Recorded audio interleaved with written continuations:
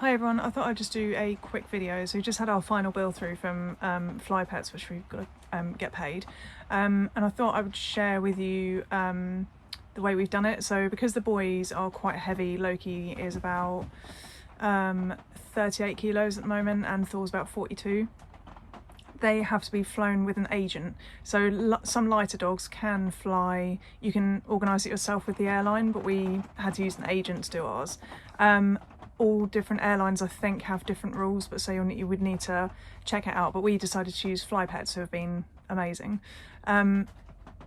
So yeah, we got our final bill, and we originally bought like second-hand fly crate type things, and massive crates.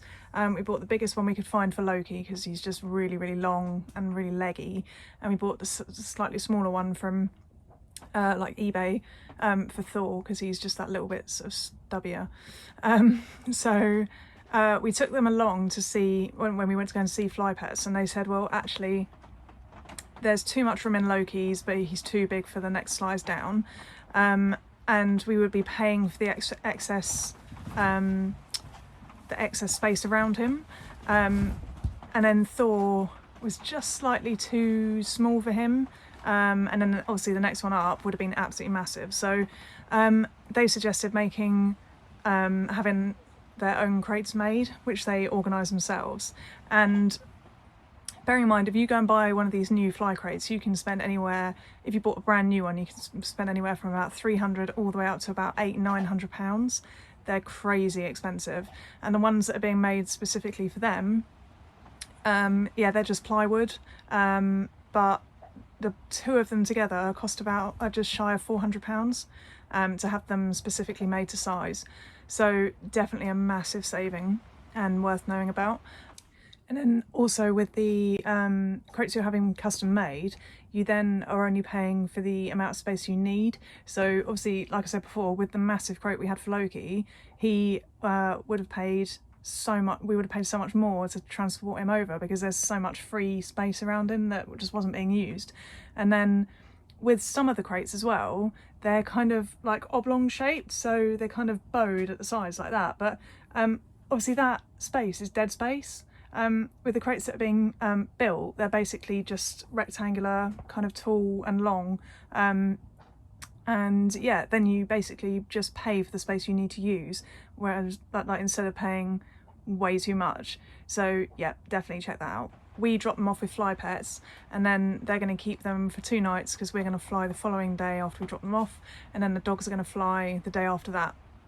So we've got time to sort out all of our permits and then just pick them up on the following day straight from the airport, and then yeah, jobs are good.